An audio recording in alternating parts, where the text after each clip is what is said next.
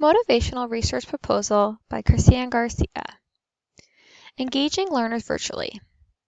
Hello, are you there? Did you come back? These are motivational problems that I face as a virtual school teacher. Emotional engagement refers to the learner's effective reactions in class. So thinking about, are they interested in the topics? Are they bored of these topics? Are they creating happiness, anxiety, or even sadness? So engaging learners virtually, when teaching virtually, students have the choice to turn their camera on or off or their mic on and off. This could potentially lead to motivational problems because I have no real way to tell if they've left their computer. When I reach out to students, I may receive no input, and that could be an indicator that they have left their computer.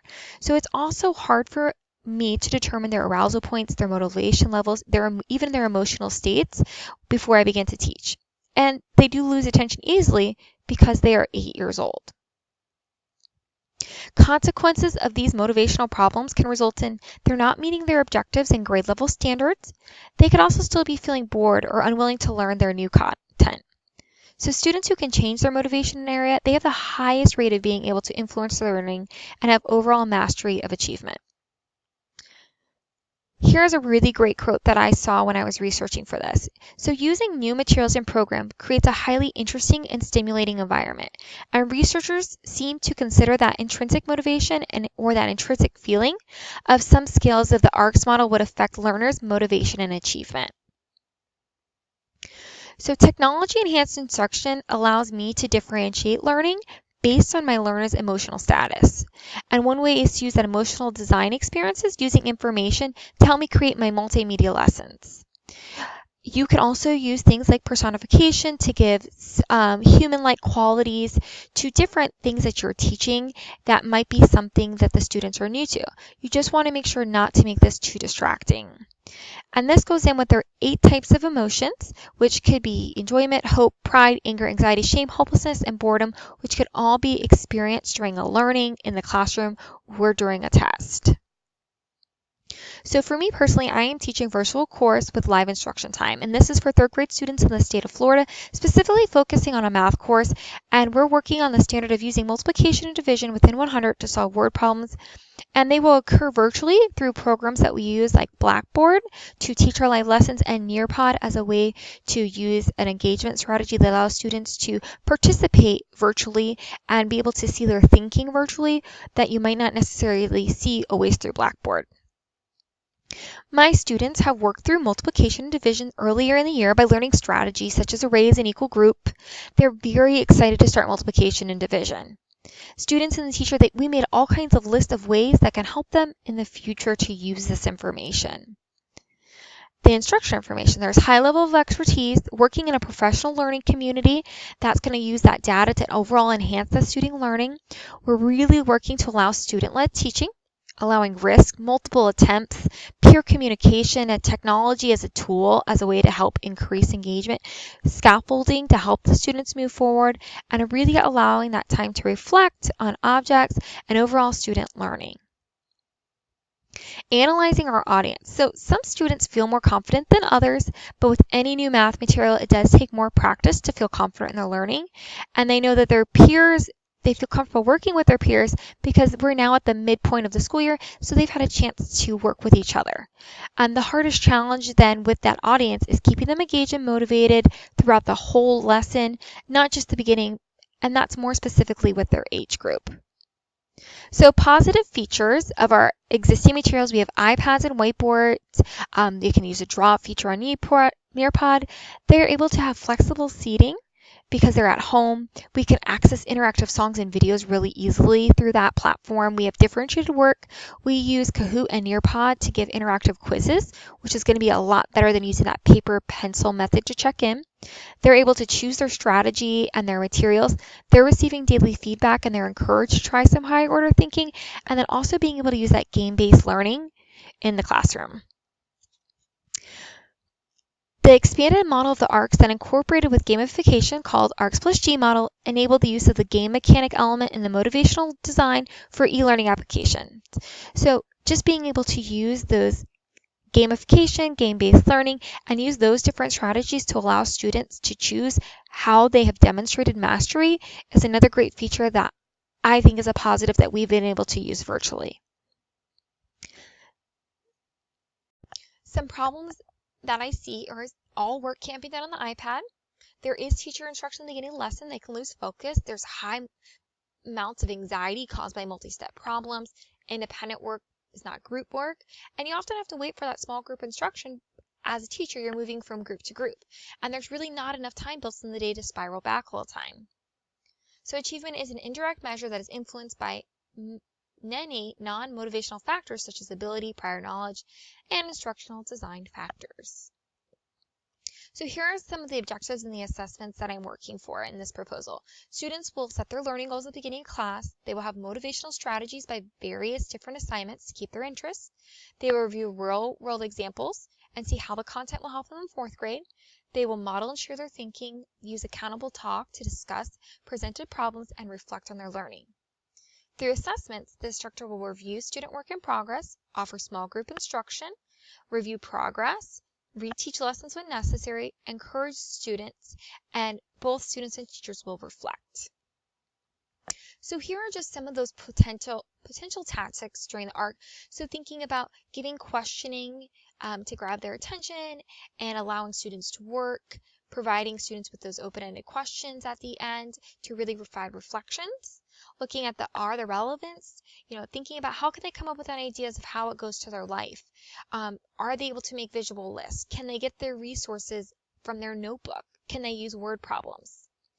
Okay, confidence, are they clearly defined objectives? I'm brainstorming on using those on the board, having formative systems throughout, having small checkpoints even as exit tickets to really build on that.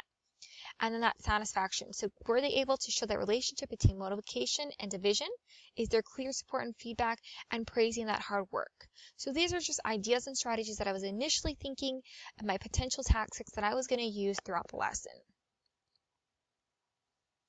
So goal orientation. So it explains how the unit will help them today and how it will use in the future.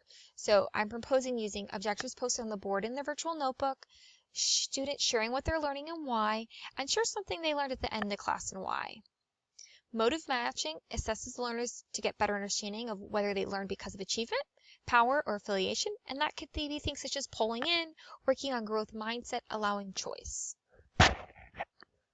Increased familiarity. So including those human interest language and text information. So are you using things the students told you before? Are they having choice? Are you giving those human-like qualities to illustrations? Success opportunities, so more choice in the problems throughout the lesson. Since students are online, there's going to be multiple problems can be presented on the slide, giving more specific feedback on correct answers. Personal control, so providing that work choice again, really being able to choose those strategies and reflections are these key things that I'm working on. Intrinsic motivation or intrinsic reinforcement is really encouraging the learners to have fun while they're learning, breakout rooms with their peers, keeping the chat box open, providing positive feedback, allowing them to share, individual positive phrase. These are all intrinsic reinforcement and a really great design tactic to use.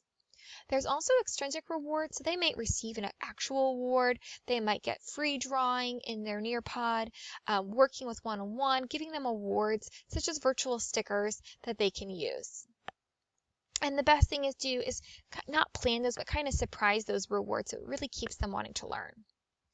There's also a mastery self-talk, and that's going to remind one's adaptive motives orientation and finding their starting point. So why are they completing the assignment? So reminding them throughout why they're working on this and really using it to push their work.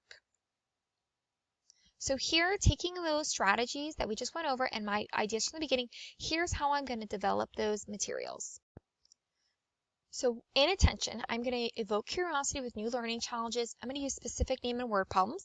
I'm going to make sure to have step-by-step procedural visuals, information presented in multiple formats, and different ways to respond. I will keep the teacher microphone and camera on and allow the students to use their camera mic and make sure to scaffold questions.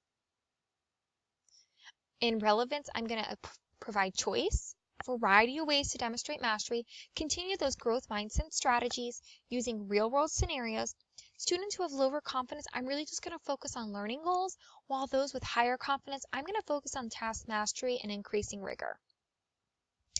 Confidence, allowing them to quickly identify at the beginning of the lesson their objective for the course, providing rubrics, that way I can give clear expectations and statements, and using that polling feature throughout in Nearpod to really see how are they feeling about the content. And satisfaction, able to practice the new skill immediately that we've worked on. There's going to be positive reinforcement for both students and the teacher. We have class kudos, keys, and queens that allow that. Taking risk and knowing there's no punishment, there's nothing that will happen if you get it wrong. And receiving those class rewards and continuing those intrinsic and extrinsic motivation strategies. Here are those potential taxes just defined through that ARC model. Here's the beginning, middle, and end, and throughout, and just labeled those. So what we just went over, but put into a format.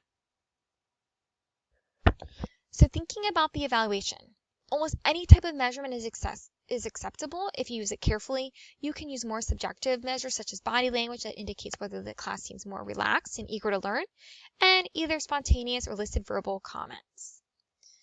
So one thing is to do is a student observation. So you could record the lesson, which is something I like to record my lesson, and then also have administration come observe. That way they can meet with you one-on-one and really discuss what they saw for student motivation. Check in on progress through formative assessment and see how their ability to solve problems throughout the lesson, not just waiting till the very end. And I also will use Nearpod and Google surveys to collect that data and have it presented in real time. So traditional approaches to motivation incorporate principles of positive reinforcement and frequently rely on one's initiative, talent, and creative or lack thereof. So in conclusion, motivation encompasses the cognitive and affective processes throughout which this willingness is determined, and a student's ability to regulate their emotion has not, however, received the same level as their ability to manage their cognitive processing, and there is much left to investigate. Motivation can occur at any time, and they can change throughout a lesson.